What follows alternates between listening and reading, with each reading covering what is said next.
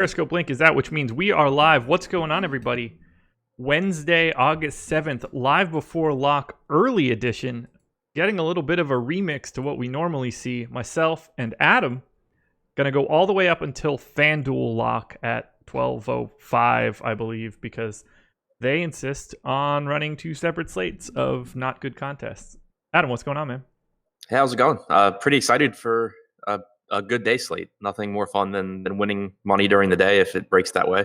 Pretty disappointing, though, that FanDuel broke their slates up once again, as they usually do, like you said. Yeah, 4 and 5 for FanDuel. FanDuel locking at noon and 2 o'clock.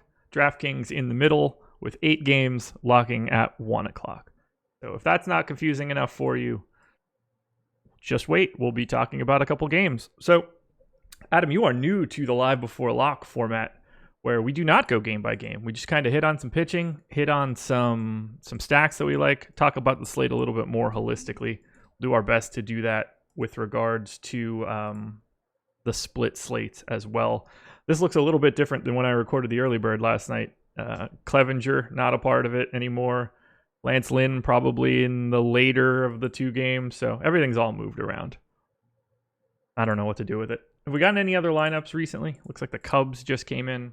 Toronto just came in also. Okay, that one I did get. So looks like I'm on the ball. Yeah, just the Cubs. Still have a bunch of lineups to go. I'm going to sort this down by FanDuel just to make sure I have the right stuff in front of me. So we still need the Tigers and the Braves for FanDuel's early slate. I guess very early slate, if we want to get the terminology correct.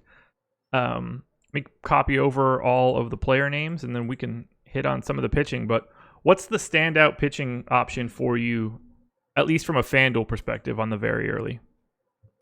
Hang on, which games? I already forgot which games are on. Yeah, it's a really not fun thing to try to figure out. Okay, so the options would be Yamamoto, Matz, Nova, Alexander, Mckay, Font. Good God, none. It's not great. I mean, Steven Matz is facing the Marlins, so that kind of automatically is a boost, I guess. He's not a great pitcher, but he's as good as basically anyone on this slate, I think. Max Fried's got a tough matchup. I would say he's also one of the most talented. Mckay on FanDuel, that's an appealing price tag. It's not a great matchup against Toronto, but the Blue Jays did sit Biggio and Guerrero today. So a bit of a watered-down lineup for them. No Danny Jansen either. And it's a good park. So I would say 6,700 for Mckay on FanDuel kind of stands out. Yeah, I had a hard time talking about him last night. I really don't know what to make of him. I certainly know the pedigree. I just don't know if he's any good. Yeah. It hasn't gone well yet, but he grades out. Like, I think really he will well. be good. I just don't know if he is yet. Yeah, I'm going to pull Alex's projections and ownership and everything in right now just to get a second set of eyes. Let me filter this down by early as well. It's just really complicated, unnecessarily so, in my opinion. But what are you going to do? What did you say? I just find these split slates where it's just so complicated. Unnecessarily, too. Yeah, I mean, I understand from a business they do it, but it's such a bad product. It really, really is. Steven Matz, 8,600 on FanDuel, is the most expensive pitcher on the early slate. What a world we're in. And he might be like the best option. Also, looking at Brendan Mckay, I actually didn't realize kind of how good his numbers have been. Like, not necessarily from an output standpoint. Right, not those. But he's only walked like 2% in the majors, which of course that's going to come up, but that's a good sign. He has a 24.5% strikeout percentage, which is fine. And if you look at his plate discipline numbers, 12.3% swinging strike percentage is good, but a 39.1% chase percentage, that's really, really good. And if you go start by start, those numbers, that average is skewed a bit because in his start against the Orioles, he had a 53.7% O swing percentage, which is absolutely insane. But against the Yankees, 34.8%. Against the Red Sox, 38.2%. Those are both, well above average numbers against two really, really good offenses. So it does seem like his stuff's playing in the major leagues, at least. I don't disagree there. Alex right now on FanDuel has Mckay with the second highest projection at 26.3, only behind Steven Matz, and you're getting him at 6,700, which, well, should make that a pretty obvious thing on FanDuel. There is no pay up option on FanDuel. Every starter you have will not limit you to the bats that you want. Not when max is 8,600 and the next closest guy is 7,500. You can have whatever you want on FanDuel early. So who would you take in the grand scheme of things? Who is the guy where you're just like, okay, that seems like the easiest bet? Probably, either Matz or Mckay. It would come down to ownership, which I'm trying to find the correct tab. Yeah, I'm grabbing that as well right now. That's not it. Well, whatever I added there isn't it either. Yeah. Verlander. Anybody on the back end, if you're listening, I think FanDuel very early ownership is not loaded correctly. Yeah, so it would be Matz or Mckay for me. Okay. Yeah, I don't disagree. Any interest in Max Fried, 7,500? I mean, I think he's good. It's just such a tough spot. He's not a great strikeout pitcher anyway. Yeah. He is one of the best, if not the best, at limiting barrels and limiting hard contact, which is really good. But it's still just such a good Minnesota team. Not a lot of strikeouts, tons of power. Like the most likely outcome is that they just don't really care that Max Fried's good at limiting barrels, and they still just hit the ball really hard because that's what they do. But even in his good starts, it's pretty unlikely that he goes out there and just mows down this lineup with strikeouts. It would be more of, he just induces weak contact and gets a bunch of outs that don't translate to great fantasy performances. So if he were cheaper, maybe like if you made him like Brendan McKay's price and Brendan McKay, Steven Matt's price, then I think you could start to make an argument there for Fried. But like you said, it's not like you're having trouble fitting in bats from any team that you want, regardless of what pitcher you go to. Exactly. Fried is weird. A .087 ISO against lefties, .118 against righties over the past 2 seasons. Those are phenomenal numbers. Big time boost though to his baseline numbers. And he's thrown so many pitches that I'm curious. I wonder what that gap is. Is it just bad luck? Or is there something about Fried that is making him like less hittable from a power perspective? His BABIP, both against lefties and righties, he's been unlucky in that regard.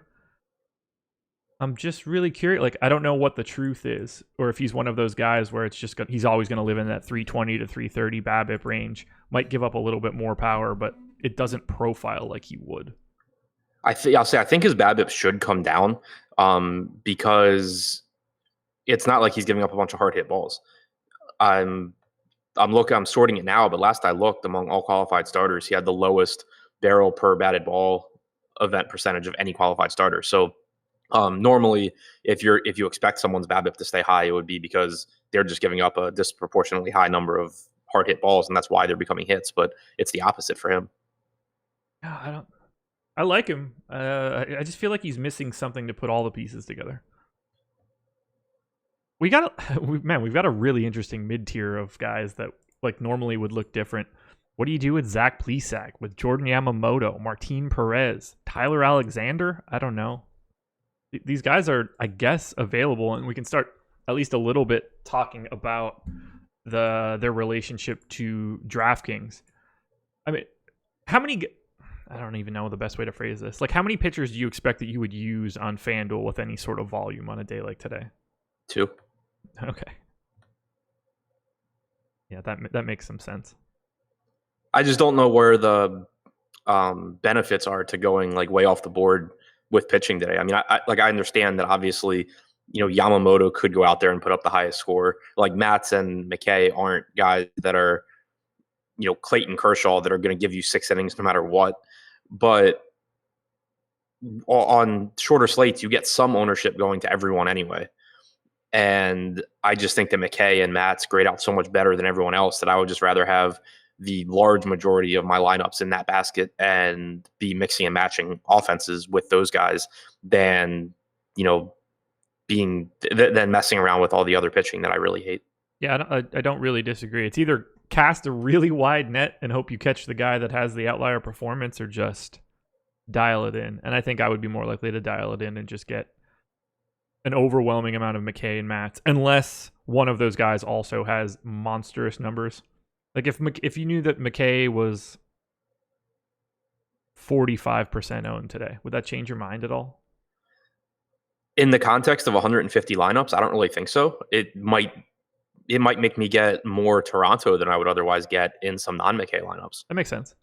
But like, I don't know. Alex talks about it too. Like with pitching's just so much more, so much more projectable than hitting is. So while I'm not saying that I always play popular pitchers, because sometimes I disagree with the field.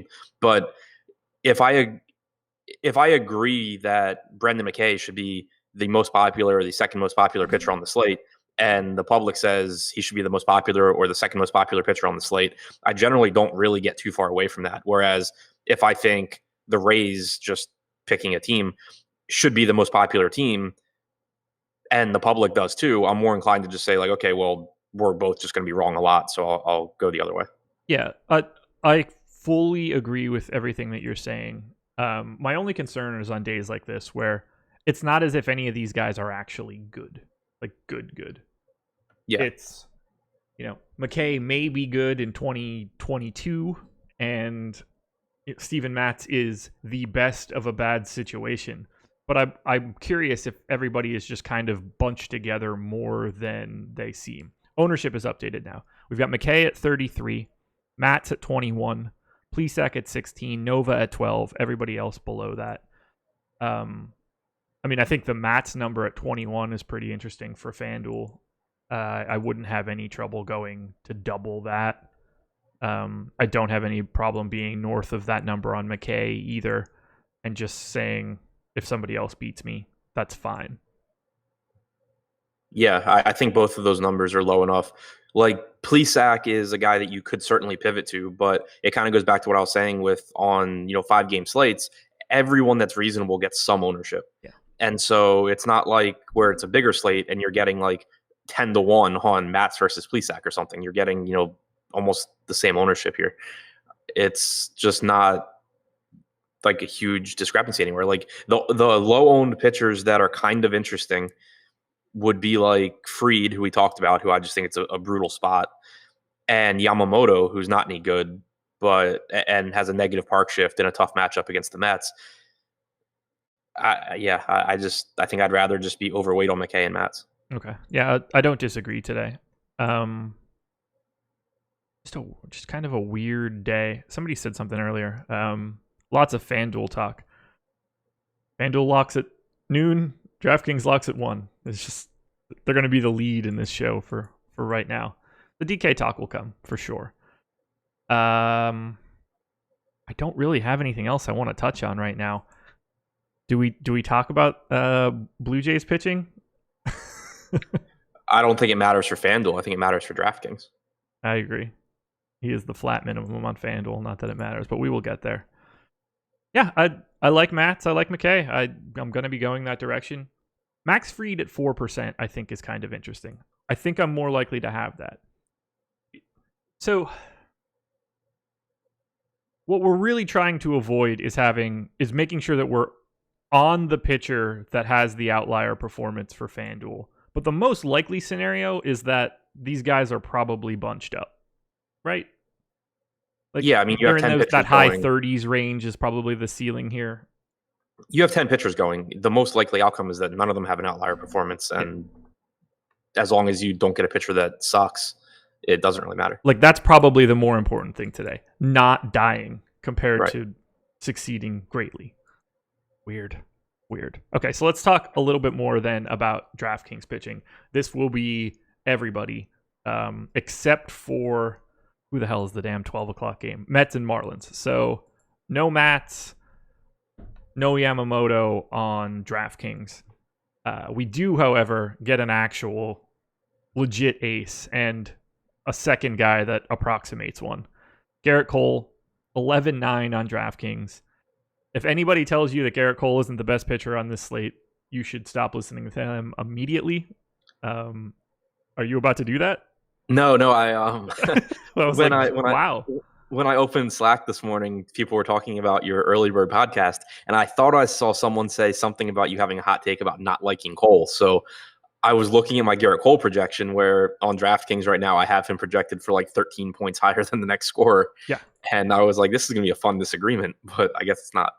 No. If I said that, I just simply misspoke. But everything was just me saying I like Cole. Okay.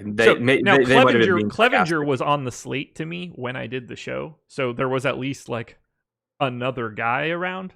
I might have misspoke during that, but no. Yeah. There is no scenario where Garrett Cole is not the best pitcher on this slate. That's also possibly true. Do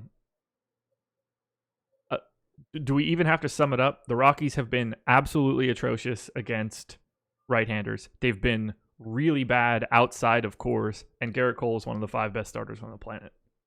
And I think the best DFS. Yeah, exactly. I mean, best strikeout stuff, best xFIP. It's the Rockies get the designated hitter, which doesn't really matter when it's whoever it is. I don't know who the technical DH is, but you've added they're not the Alonso. Yankees or the Dodgers. They're not overflowing with like sluggers on the bench. Right. I mean, you replaced a pitcher with Yonder Alonso or Garrett Hampson, so obviously that's an upgrade for your lineup, but it's not one that's scaring you away from Garrett Cole. Like the only negative, if you want to call it that, is that while Colorado's lineup is bad, they don't strike out a ton. But for Cole, it just doesn't matter. The guy strikes out close to 40% of hitters that he faces. It doesn't matter what team he faces. It doesn't matter what hitters he faces. He's going to rack up strikeouts much more often than not. So I'm just going to roster him a ton. I don't disagree. Alex? I haven't projected. What do you have his DraftKings projection at right now? So I was just going to mention what Alex has him. Alex has him at 26.6. Next closest guy is Flaherty at 14.9. You don't see those kind of gaps all that often. Yeah, I was going to say, so my numbers are a little bit higher than Alex's, but it's the same kind of thing. I have Cole at 29.1. I have Mckay at 16.7, and I have Flaherty at 16.2. I mean, is 100% Garrett Cole wrong? I don't think so, especially when there's a 4K pitcher. There is a 4K pitcher. We going to do this? Yeah. Okay. Has it been announced yet? Because I'm kind of hoping that it's not. I have no idea. He got mentioned a little bit in chat recently, but I don't know if that's just because chat sees my screen. So I don't know if that was just like, oh, who the hell is that? Right. I mean, people I assume know that he is called up, but let's talk about it. So I didn't even know he was in the Blue Jays organization. Neither did I. So it was supposed to be Sam Gaviglio is as the long man today, but it got dicey for them yesterday, and he came in and threw like 3 innings, so he is not available. The only legitimate arm that could possibly be going today in any bulk is the recently returning to a major league roster, Brock Stewart. He is the flat minimum on DraftKings and would make for an excellent pairing with Garrett Cole if he really is available. I haven't seen anything that says that he is. This is just, trying to be a little bit more intuitive for it. They could certainly just run out only relievers and not have a guy that can go longer. But he's stretched out. Like, he can go 4 or 5 innings. Doesn't seem like it would be much of an issue. Cantor33, who is an actual legitimate member of the YouTube chat, says it's announced. So I tend to believe that. Yeah. So, how much Brock Stewart is too much Brock Stewart? I mean, it's not like he's a great pitcher, and it's not like it's a great matchup, but it is a good park, and he's 4K. And when you compare him with Garrett Cole, and the disparity between Garrett Cole and every other pitcher on the slate is as big as it is, I think that it's just a good spot to go to. Like, if Stewart actually gives you a good start, then that's just kind of a bonus. But the value in Stewart is just that you're getting the bats that you want alongside with the clear number 1 pitcher. I'm gonna assume I have like way too much. Yeah. I mean, I think if I were to give him like a 7 or an 8 point projection, I would just get massive amounts, and anything higher than that is just unnecessary. Yeah. I don't disagree. I like it a lot. Like, what are the alternatives? Ariel Jurado, Sean Anderson, and Peter Lambert? Right, exactly. You know, if I give Brock Stewart, let's say an 8-point DraftKings projection, and I pair him with Garrett Cole, that's getting me 37.1 points right now. That pitcher. If I pair Mckay and Flaherty, which by the way is more money, that's like 32 points or 33 points. Garrett Cole So currently really, projected, I could project Stewart for like 5. Garrett Cole currently projected for 57% ownership on DraftKings. I will happily come north of that. Yep. I don't even think it's out of the realm of possibility that I actually click the lock button in Fantasy Cruncher for the first time ever. I mean, I'm not going to click it, but I don't think it's out of the realm of possibility that I just end up at 100. Yeah. Okay, so we touched on Cole. We touched on Brock Stewart. Sean Anderson is projected for 18% ownership right now, but I assume that is because Brock Stewart is not a part of what we're doing, and right. That would change. We're also seeing 18% going to Tyler Alexander at the bottom. Any issues there? Another date with the White Sox. I'm not going to get the 18%, I don't think. But like if Stewart weren't in the pool, I think that would be perfectly fine. Agreed. Only other guy that's chalky on DraftKings, $8,500 Brendan Mckay, 29% owned, second most owned guy on the slate. That feels aggressive at 8,500. Yeah, he's my second highest projected pitcher, like I said, but I just think that from a roster construction standpoint, I certainly am going to be prioritizing Cole, and it's going to be really tough to pair Cole with Mckay.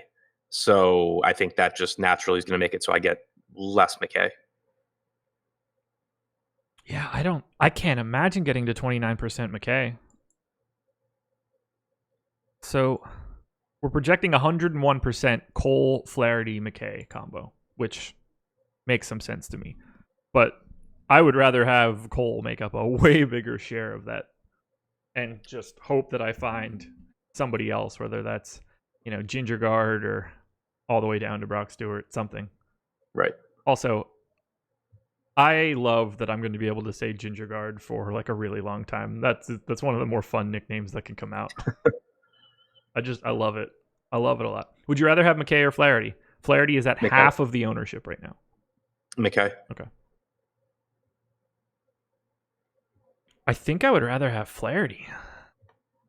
But I think that it's a pretty $900. brutal matchup for Flaherty. So the interesting thing to me is that $900 doesn't really matter because I'm probably not playing either one of them with Cole. And at that point, I probably have enough money to do whatever. I don't know. I don't love that matchup it's for just Flaherty. The matchup for Flaherty is so tough in terms of the actual offense he's facing, but to get lefties out. He has a 34% strikeout percentage against righties, 21.6 against lefties, 201 expected ISO, and now he gets to face Peterson, Muncy, Seager, Bellinger, whatever other lefties they throw out there. I mean, I get it's certainly the least appealing matchup you can find. Like he's good. Like he's still a good pitcher, so it's not like it's shocking if he just goes out there and has a good game anyway. But his price tag has finally come up, and it's in time to match up with the Dodgers. I'm just not going to get there. Okay. Zach Plesac, Dustin May, Joe Ross. They are the three other pitchers that are projected for north of 10% ownership. Do any of those things sound appealing to you? Not really. They all sound the same to me. Exactly. Like Plesac is my highest projected out of that group at 14.5. Okay. It's Joe Ross for Alex. It's Ginger Guard for me. But I have 14.1, 14.2, 14.2, and 14.4 in that range. So, whatever. That's what randomness is for. A perfect example for everybody right now. If you look at this, in this group of guys from 6,500 to 8,200, all separated by less than a full point. That's part of the reason why you use some sort of amount of randomness in Fantasy Cruncher, so that you're not just getting the guy that has the best value over and over and over again. They bounce around as they should, because there is no difference between 13.6 and 14.4. Essentially, you kind of want that spread, or to make a decision based on something other than their fantasy point total. One of those guys is like a particularly volatile guy, but that's outside of that number. Most likely pairing of pitchers, Cole plus Stewart. Yeah, without question. What is second? Cole plus somebody else or a different ace? Probably like Mckay plus Stewart. Okay. I don't know if that's even necessary with the bats, but Braves lineup is in. Astros lineup is also in. Let me grab those and update the sheet.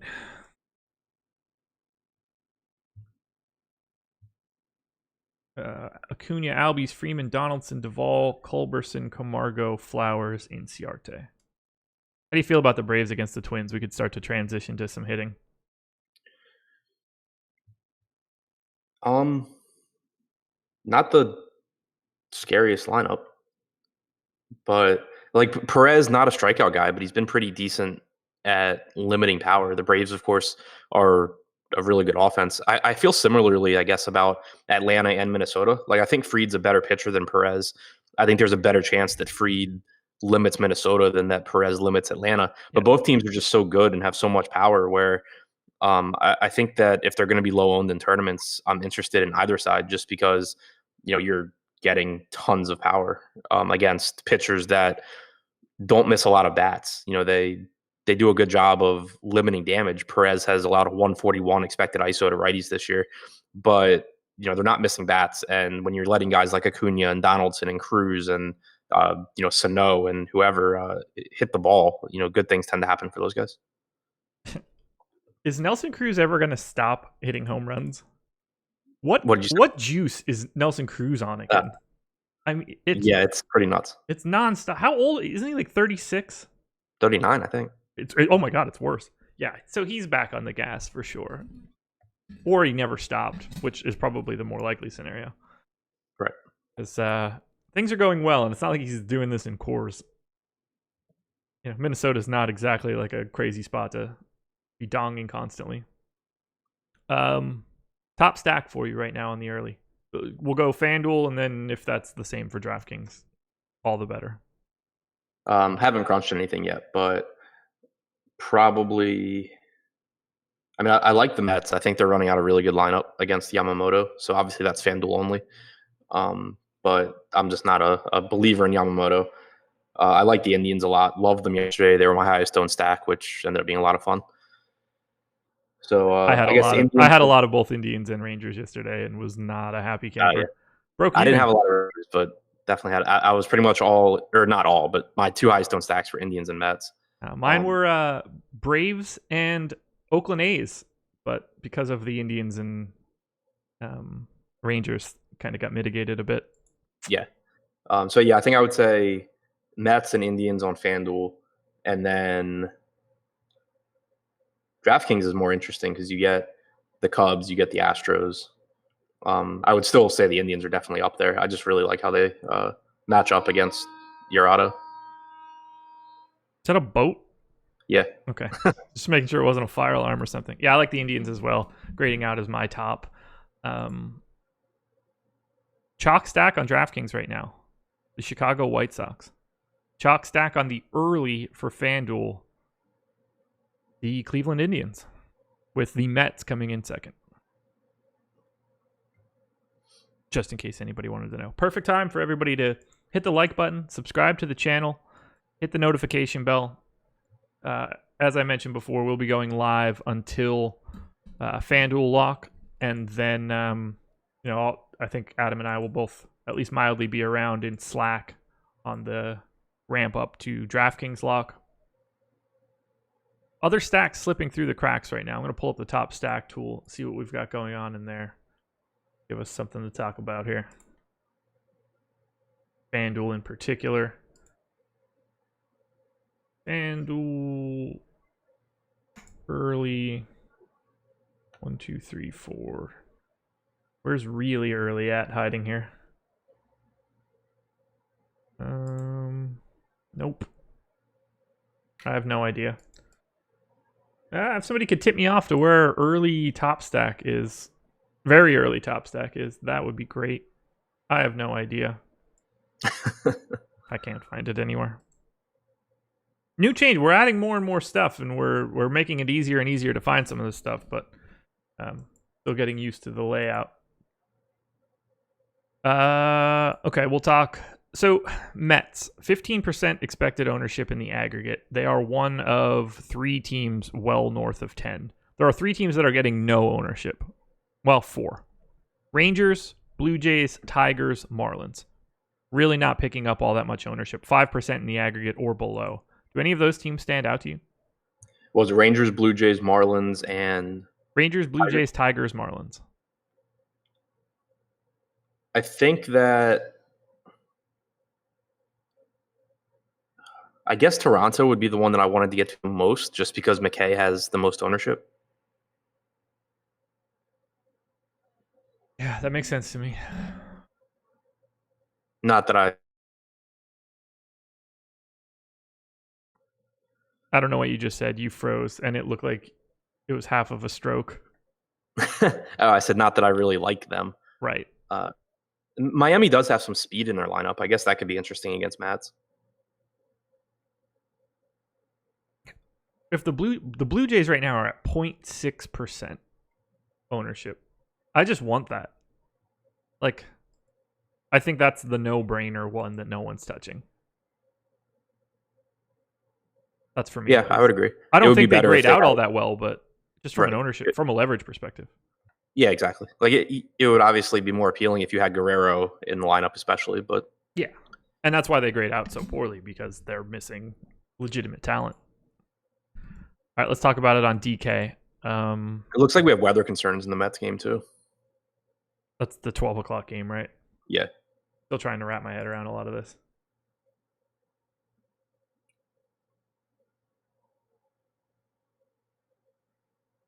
Is your favorite stack any? What do you think about the White Sox being the chalk on DraftKings? I think that I understand why they're getting ownership, because they make it so that you can get together. They're just never a team where if they're going to be popular that I'm really going to get to them, because they're just not talented enough to come through all that often. But I mean, from a point per dollar standpoint, they're great cash plays. Like Wellington Castillo at 2,100. I haven't made a DraftKings cash lineup yet, but my assumption right now is that if you play someone that doesn't have Wellington Castillo as their cash game catcher, you should probably play that person a lot more often in the future. Eloy Jimenez is a good value. So is Abreu. Tim Anderson's fine. You know, it's just a really, really good median projection team against a questionable pitcher in Alexander and a bad bullpen behind him. But when you just talk about range of outcomes, they're not a good enough offense where they're going to come through, you know, all that often. Like we, when I initially put my stuff in Excel this morning, we didn't have the stack tool updated yet. So I kind of just did the work on my own. And like, I have the White Sox coming in as one of the best stacks, but I still have them being over-owned, at least based on our last ownership projection. Yeah, I don't disagree there. They're much more cash plays than tournament plays to me. Yeah. Like if Wellington Castillo is 42% owned on DraftKings, I just don't need to be there in a monster GPP. Yeah, I mean, the one thing to keep in mind though is, and not talking to you, just in general, it's like I was talking about, you know, them as a stack and stuff. It's easier to talk about it like that, but really you're looking at your whole lineup. Like if I have some unowned mini stack, I can play whatever White Sox I want. Right. If I play James McCann instead of Wellington Castillo, I can play whatever White Sox I want. So, you know, it is still important just to keep in mind that it's a good start to, you know, kind of look at what teams people are on, but you really want to go through your actual lineup and figure out if your lineup is contrarian, and not just focus on, you know, whether a team as a whole is. That's a very good point. Very good point. Yeah, Ryan Goins and Yolmer Sanchez, Ryan Cordell, they're all 5% or below. You have one of those guys in there, and you've certainly got a different White Sox stack, especially if you leave Castillo out of it. That is really the linchpin to it all. God, the fact that he's 2,100 is really crazy. Yeah. Like, he's just not that bad. Not at all. No. Like the reason he doesn't play is because he's a terrible defensive catcher. Yeah. It has nothing to do with his hitting. No, it's so silly. I can't believe that he's had that price for more than a day. Right. Like, I get it if it was just like an oversight and then he was back, but fix that shit. Yeah. It's really that easy. Really that easy. I'm pulling up his numbers now, but since 2017 against left-handed pitching, Castillo has 208 plate appearances with a 188 ISO and a 114 WRC plus. Okay. Second chalkiest stack on DraftKings right now, Chicago Cubs. Your thoughts? I didn't hear anything you just said. Fair enough. Second chalkiest stack on DraftKings, the Chicago Cubs. Give me your thoughts. I think that's interesting. The wind's blowing out a little bit in Chicago, but nothing crazy. Homer Bailey is not a great pitcher, but he's not terrible. There is some right-handed power here with Bryant, Castellanos, and Baez. So that's kind of appealing. He does have better swing and miss stuff against lefties than righties because of his splitter. But he still hasn't given up a ton of power to either side. 167 expected ISO to righties, 130 to lefties. I think it's a really high upside spot for the Cubs. I just think the implied run total is a little bit higher than it should be. Yeah, I don't really disagree there. I mean, not that I'm some big Homer Bailey fan or anything, but 5.6 feels pretty monstrous. Yeah, like when I looked, I was like, oh, the wind must be blowing out like crazy. And I was like, it's blowing at 5 miles an hour. Like I mean they're cheap. That, that's really the issue. Right. They're good point per dollar options for sure. Like you can probably make a pretty good cash lineup just with both Chicago teams.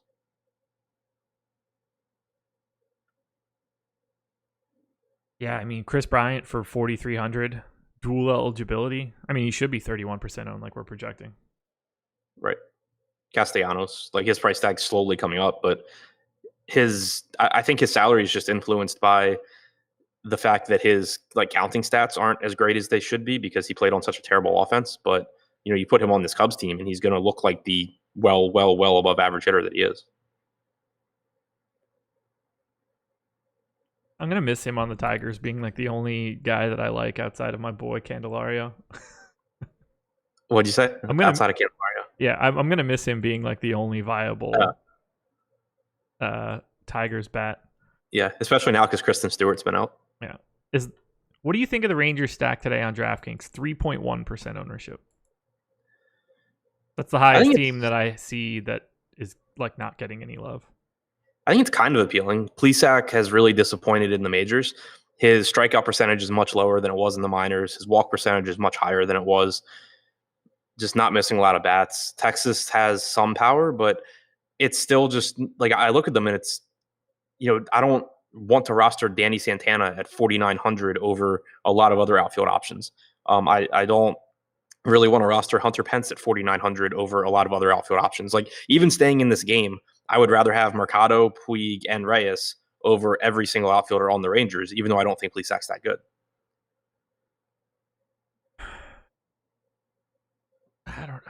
I like the Rangers today, but I tend to like the Rangers more than everybody always. So yeah, I tend to almost never get to Texas. I just see Plesac continuing to get blasted. 180x ISO to both hands. I think Texas kind of sucks. Oh, I don't disagree. I'm not trying to get like 40% Jose Trevino, whoever the hell that is. But Chu, Mazzara, Odor in a park that plays up lefty power against a guy that has no problem giving up lefty power. There's enough here for me that if the highest owned guy is just Odor at 8%, I would rather just be over the field on the Rangers 3% aggregate ownership. Yeah, I don't think I disagree with that. They're not a team that I expect to be like one of my highest owned stacks, but it's certainly possible that they're a team where one of their guys homers and I go, oh, I wonder if I'm overweight on him, and I'm like, oh, I have 6% and the field has 3. Like, cool. That's a spot that I expect to be in when we get there. 11:41. We've got 24 minutes until FanDuel lock. See if we've got anything else interesting Any new lineups? Okay, so the A's lineup has come in.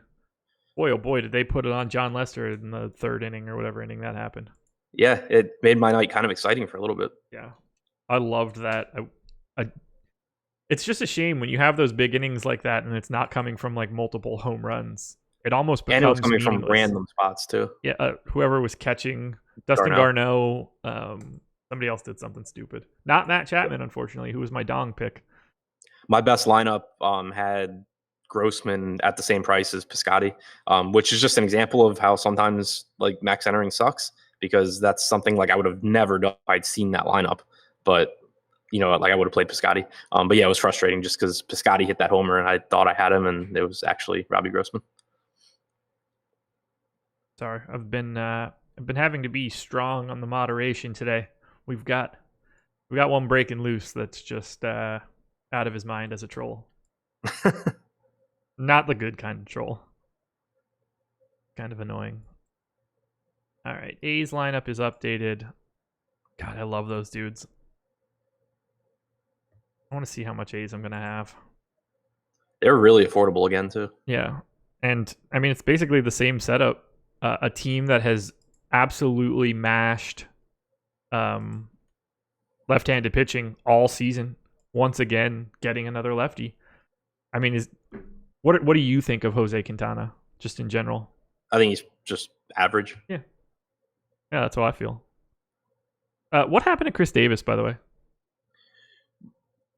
He's. I don't mean like why does he suck for all of 2019? Just like why is he not healthy? Did you mean like why is he not in the lineup? Yeah. Yeah, probably because he's incapable of throwing a ball from left field to second base. Fair enough.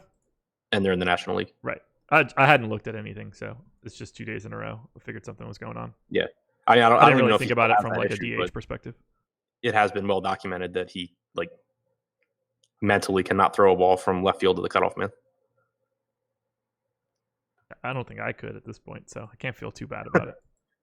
Mostly because I think my arm would just be attached to the ball when it comes off. It'd be rough. Do you remember when that went down for Knobloch? Like, vaguely. Okay. Yeah. I just remember watching it being like, how could he just not throw to first? I remember when it went down for me. It wasn't fun. Like, I've never had it where it was just like I couldn't figure it out. Like I didn't have that skill set anymore. Yeah, nope. I like begged my coaches to move me to the outfield. They wouldn't do it. It was terrible. God, that's rough. All right. So here's a question in YouTube chat, and I think it'd be fun to just touch on. Over under Mckay 34.5 FanDuel scoring. The answer is pretty clearly under. I think that's too aggressive of a line, but you said over under 34.5 what? FanDuel points. Yeah, probably. Like the under is getting juice on that one, if that was like an actual line to bet on. Yeah, like I would lean under, but I think it's a decent line. Yeah. Like 30.5, I think would be interesting. Yeah, like I don't have FanDuel projections in front of me, but I have him at 16.7 draft kick. Scott McCarty, I don't know if this is true or not. I can't imagine why you would make this up. Knobloch hit Keith Olbermann's mom in the face with one of those throws. Really? I mean, that seems like a really weird thing to make up on the spot. Yeah. So I'll take that like it's true. Ooh, sorry, Mrs. Olbermann. Must have been more of a Dan Patrick guy. Unbelievable. I do miss watching SportsCenter. Yeah. That was just the way you got ready for school. And yeah, now exactly. You listen to a podcast, I guess. You listen to us. Right. Yeah. I mean, I remember waking up early to watch SportsCenter, and as you know now, I don't wake up early I barely wake up early to do my job.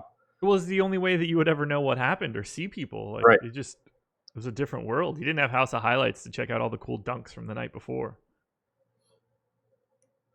I'm right. Let's see here now. What else should we touch on? Have we had an ownership update recently? 11. I think that's the one that I have in there right now. Getting closer. Adam and Josh, y'all don't play Prize Picks? Prize Picks, y'all check it out. What the hell's Prize Picks?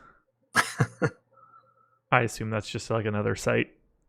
Yeah, I mean, that's my guess. I have no idea. Nah, we don't play Prize Picks. Sorry, LJ DFS of Prize Picks, I would imagine. Sorry that we don't play at your site, which I can only imagine is yours. I truly have no idea what it is. Best of luck. Best of luck to you, LJ. Best of luck to you. I'm out of coffee, which is really disappointing right now. I can't stop staring every time that I click on my DraftKings tab in my sheet. I just can't stop seeing Garrett Cole standing out as like.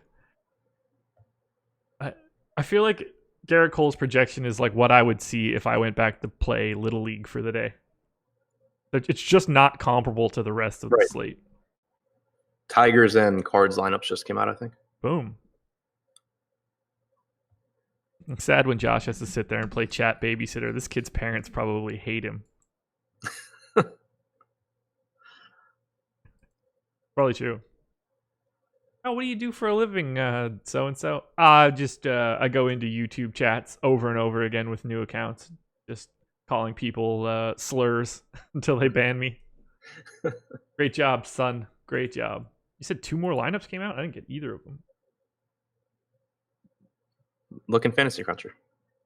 Olbermann went on air to say that he forgave Chuck per brick. I mean, he should. Yeah. If this was all a ruse just so Chuck Knobloch could hit Keith Olbermann's mom in the face with a baseball, what a long con that turned into be. Right. Oh my God. All right, here's what I'm going to do, coach. I'm going to throw every ball into the bleachers for the next 3 months just so I can hit Keith Olbermann's 70-year-old mother in the grill with it. It's not how it's going to work. Not how it's going to work. Yeah, I did not get either of those 2 lineups, so. Yeah, they're in Fantasy Cruncher. Just that doesn't help me. Tigers lineup is Castro, Goodrum, Cabrera, Dixon, Lugo, Reyes, Demerites, however you pronounce that. Run that one back. Can you do that one again for me, please? Demerit? I don't. I honestly don't know what it is, but you were just adding all the extra letters at the end after you were done saying the name. Jake Rogers hitting 8th, and then Jordy Mercer hitting 9. Basically, just stopped 3/4 of the way through and spelled the rest of it. The Cardinals lineup is Fowler, Edman, Goldschmidt, Ozuna, DeYoung, Carpenter, Wong, Wieters, pitcher. Have you confirmed anywhere that Brock Stewart is the guy? Me? Yeah. There was a tweet in Slack. Oh, okay, good. Just making sure. Somebody asked in YouTube, like, where are you actually seeing that? And I was like, yeah, like, I guess I should confirm that personally before I run out 45% Brock Stewart and realize that my morning is done by 1:06 Eastern. I mean, if I got 0 from Brock Stewart and had him paired with 100% Garrett Cole, I'm still not convinced I don't have the best pairing. Oh, yeah. I mean, like, I know that I'm not dead, but I don't want to know that it's dead. Yeah, of course. No, we were tagged in it. I'm trying to find it now. Okay. I trust you at this point. That's a stretch.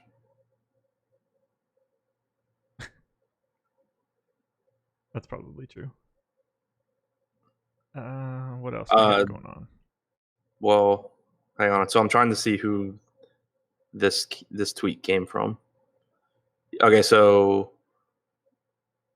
Hazel May tweeted, Wilmer Font will open today's game, likely go 2 innings, followed by newly acquired Brock Stewart. Charlie Montoya will stick with Stewart for as long as he can go. Okay. What's your expectation on Stewart? I gave him 4 innings right now, which I think is pessimistic, but that also gave him a projection that is enough. Yeah, I mean, that seems fine to me. Like, yeah. I don't think that my projection on him is really going to matter. No, I agree. But, somewhere like 8 to 10 points probably. I was going to say, you're just going to make that projection be whatever it is to get him to start showing up. I got him at 9.9. Yeah, 8 to 10 seems like fine. See if Alex updated for Brock Stewart yet. Alex tends to be a bit more pessimistic about some of these guys, so I don't know if he has them in yet. Alex, if you're listening, don't be afraid to drop Brock Stewart in.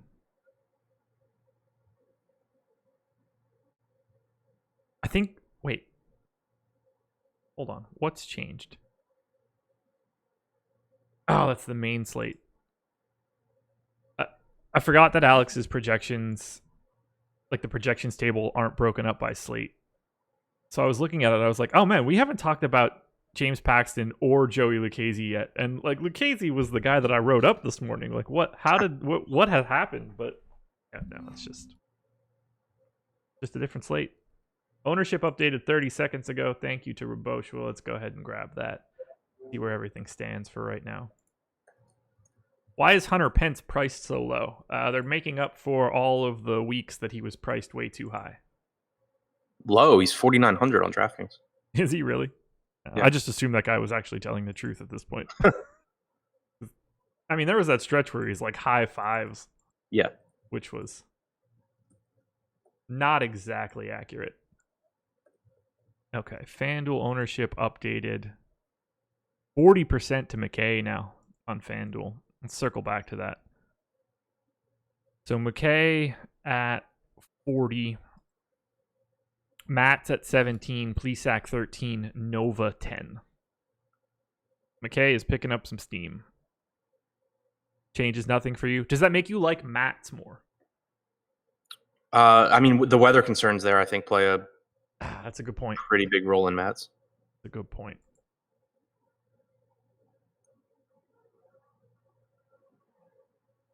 I'm really enjoying the trolling nature of this live stream right now.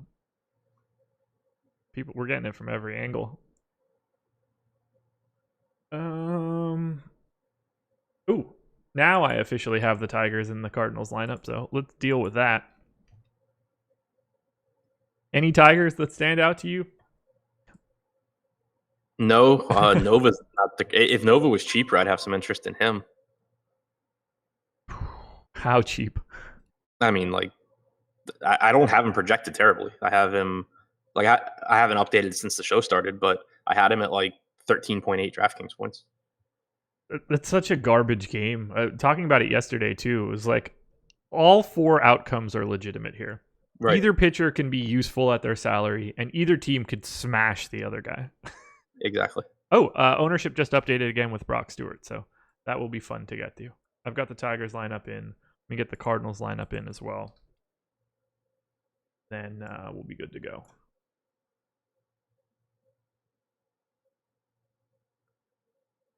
I'm really curious to see where Brock Stewart's lining up. And if you could pull that up right now,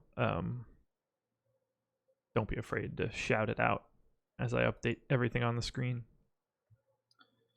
Josh is playing Jason Vargas for his SP2. That is not the case. I've got respect for myself, so I can't be playing Jason Vargas anywhere. That said, I'll probably have a little bit tonight because there's only so many guys you could roster. Subtweeting Randone live on air. I like that. That's funny. Oh, so the Cardinals lineup was just the same? I guess. What? There were no changes to the Cardinals lineup, I guess. It never. Nothing like refreshed in front of me. So I'm still not seeing Brock Stewart in the ownership projections. Most recent message in YouTube chat, disregard that. So that's why you're not seeing it. Yeah, okay. It was immediately corrected by what I assume is Tom saying, never mind. So that's fair. That's fair. Ultimately, not all that important in FanDuel. This is going to be something you need for 1 o'clock, not 12:05. Yeah. Yeah, the guy not capable of getting a quality start because he's not a starting pitcher and giving you salary relief that you don't need isn't really helpful. Yeah, he's also, still probably not in the player pool. No, he is. Wow. Yeah, 5,500. So he's the flat minimum on FanDuel. Alex Matos, home run picks. Yeah, not something we normally do. So these will be unofficial, but we're going to make you do this. Someone from the early slate, let's say the DraftKings early slate. So unless you desperately want a Met or Marlin in this, give me the guy that you think dongs today. I was going to say, and you can't take Coors, but that obviously does not apply for right now. Is Jordan Alvarez in the lineup? He is. Yeah, I'll take him. Cool. Jordan Alvarez, number 1 in my home run model today. Congrats on that one. I'm going to go to the White Sox and take Eloy Jimenez. Yeah, I like that one.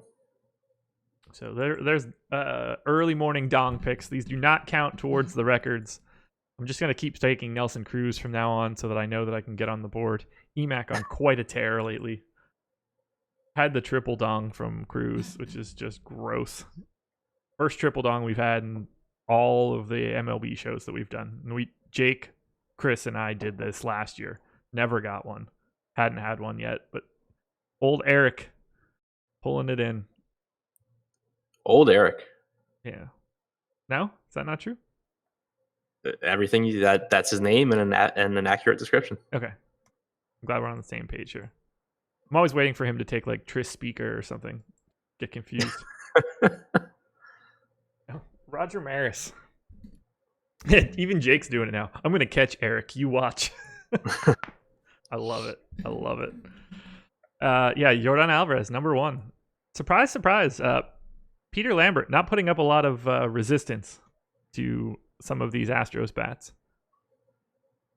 It goes Alvarez, Abreu, Jock Peterson, Eloy Jimenez. Those are my top 4 today. And I'm going to be honest with you. I don't really like that Jock Peterson projection as being the 3rd most likely to go yard today. I don't think it's crazy. I don't think it's crazy either. But like, you know, I mean, we've got Schwarber, Bellinger, right? Like, the difference there is just simply the additional at bats. Like Bellinger has a higher likelihood of hitting a home run in that bat, but in the cumulative, Peterson passes him by a home run by 1/100th of a home run. So pretty marginal. Ty Cobb. Can't talk about him on this show. He'll get pulled from YouTube for talking about bad people, which may or may not now be the truth.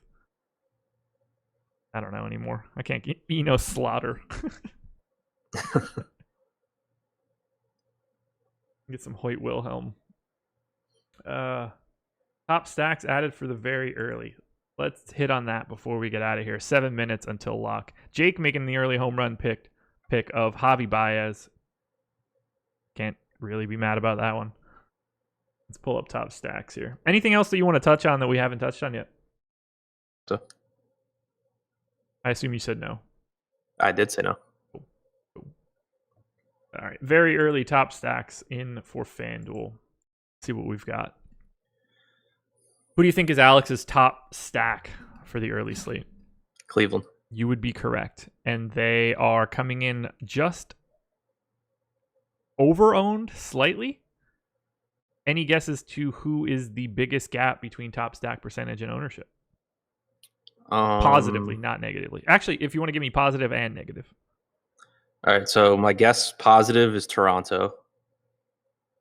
You are right, but in like the weirdest way.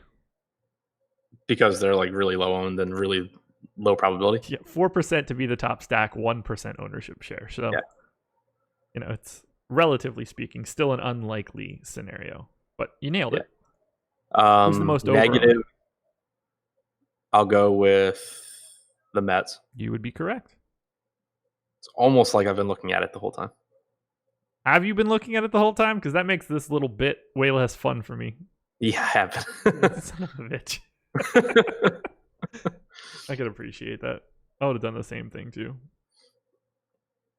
You guys going under on White Sox bats and rolling Alexander. I'm going under on White Sox bats, but not because of Tyler Alexander. I think that's probably where I'll end up to. Yeah. I would be rolling Tyler Alexander if Brock Stewart hadn't made an appearance today. Otherwise, would have been trying to think of what other garbage I want at the bottom here. Another opportunity for everybody to hit the like button. We're just about to be finishing this up. Got to 500 people, so much obliged for everybody tuning in the middle of their workday. I can only imagine that this is better than whatever you were doing before 11 o'clock started. Judging by my experience sitting in an office, I would have certainly been watching this and making my lineups and not doing the job that I was paid for. Always great. I've never had that experience. Oh, it's great, man. It's really great. Until they start blocking certain content, and then you got to stream it on your phone, and then you got to upgrade your data plan. It just becomes problematic. To have Wi-Fi on my phone at my previous job, you had to like basically give them control of your phone. I was like, that's not happening. Can't do it. Sorry. There was a time where they accidentally unlocked my laptop so that I had admin rights. Boy, did that become rough. I'd play OOTP in some like random office that no one had for 8 straight hours and then just go home. It was fantastic. Like, oh, what have you been up to? Oh, just, working hard. Took the Pirates to the World Series at lunchtime. It was great. Wow, 9 a.m. Oh my God, it is 9 a.m. on the West Coast. That didn't even cross my mind. Yeah. I'm looking at it like, oh, it's lunchtime for the East Coasters. Some people are just watching this because it's just morning. We started at 8 a.m. West Coast time. Unlimited data. Yeah, I don't have that. Yeah, normally we start at 6:30. Yeah. Which is why I hated life when I was in San Francisco. Stream it on the company phone, on the company Wi-Fi. Shout out to being an investment banker. There you go. 3 minutes to go. All right, let's close it up. Final thoughts for FanDuel's early. Favorite stack and favorite pitcher? Indians and Mckay. Okay. For DraftKings, let's sum up our early slate thoughts. I agree, Indians are going to be that team for me. I have a little bit more interest in the Braves and the Astros since they appear to be coming in a little bit less owned than the public.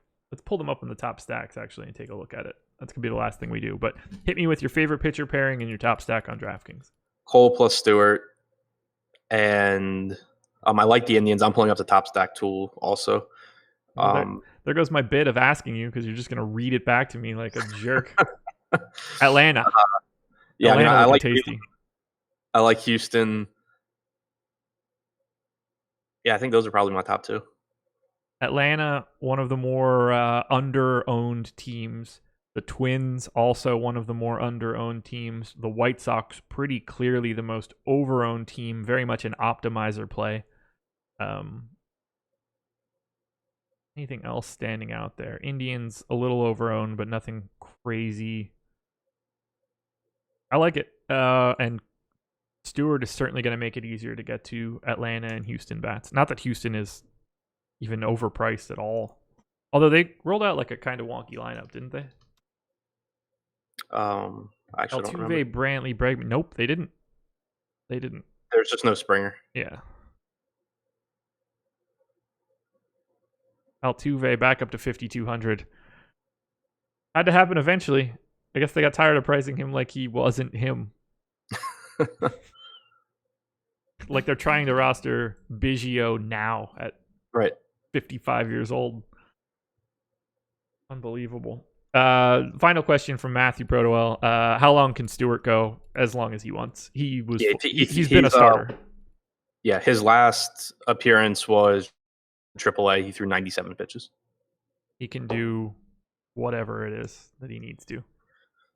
Now, I mean, he has to get there, too. The reason he too. leaves the game early is because of performance, not because of any sort of pitch count issue. Right.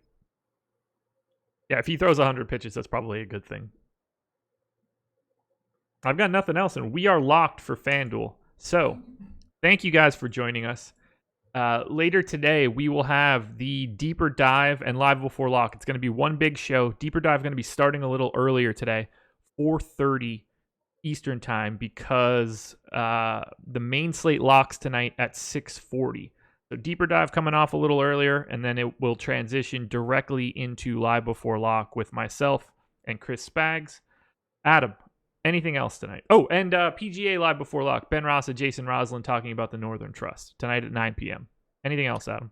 Nope. I think that's it. There it is, everybody. Hit the like button on your way out the door. Best of luck on this early slate. We will talk to you guys again later on.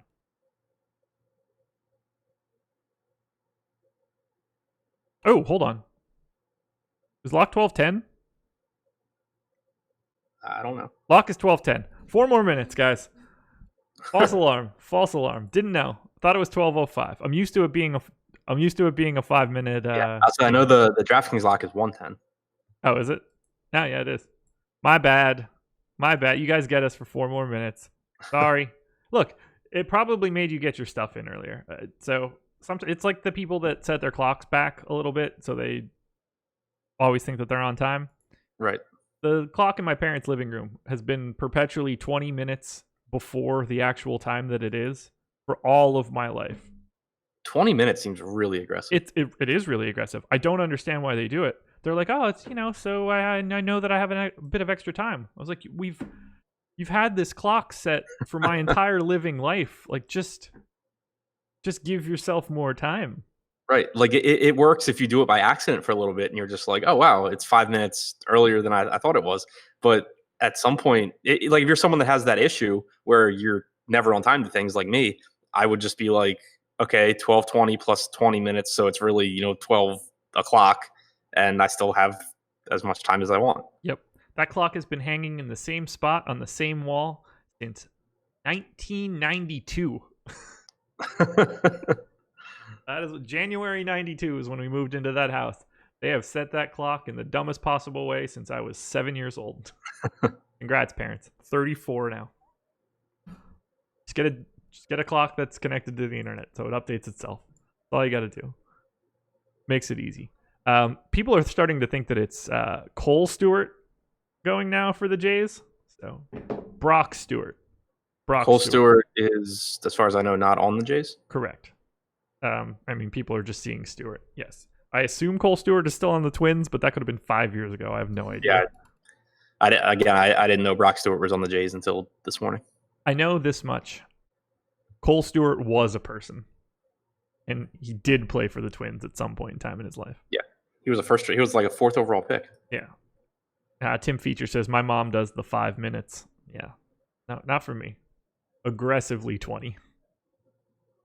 Crazy people. Absolutely crazy people. Col Stewart still on the Twins. There we go. Yeah, sorry for the false alarm and scare for everybody on FanDuel, but you guys had all those lineups. It was not problematic at all. Better to be early. What can we touch on before we wrap this up here? Man, 40% Brendan Mckay just feels really weird on FanDuel, even though I get it. You just don't see that on FanDuel on a slate of 5 games where a $6,700 pitcher is like the guy. Yeah. It really changes up the construction of everything. Since we've talked so much about Brock Stewart and how like we're going to have tons on DraftKings, should we at least put out the disclaimer that like he's been absolute trash at AAA this year? Yeah, I'm not playing him. I don't care what his talent is. Right. Yeah. No, I think you and I are on board there, but I didn't realize like he has a 7.2 FIP, an 18% strikeout percentage, and an 11% walk percentage. Oh, man. Like I thought he was just putting up like mediocre to bad numbers, not like worst in the league. Yeah. So everybody be aware of that in this last minute before FanDuel lock. We are not playing Brock Stewart because of talent in any way, shape, or form. He is $4,000, and that is all I need to know. And I probably wouldn't even play all that much of Brock Stewart if Garrett Cole didn't exist. Yeah, it's you're just playing Garrett Cole and getting a second pitcher for $4,000. Yeah. What do you think Brock Stewart's ownership ends up at? 15. Okay. What do you think you end up at? If I said 40, would you think it's higher or lower? Probably that's 40 wouldn't be surprising, but if I had to guess over or under, I would take over. Okay. All right. Well, let's go check that stuff out now. Now we are locked for FanDuel, people. Whoopsie daisy on the early scare. Apologies for that. Still, hit that like button. Deeper dive at 4:30. Live before lock immediately after on the same link. PGA live before lock. Ben Rasa, Jason Roslin, Northern Trust Talk at 9 p.m. Eastern. That's all we got, everybody. Best of luck today. We'll talk to you later. This time for real.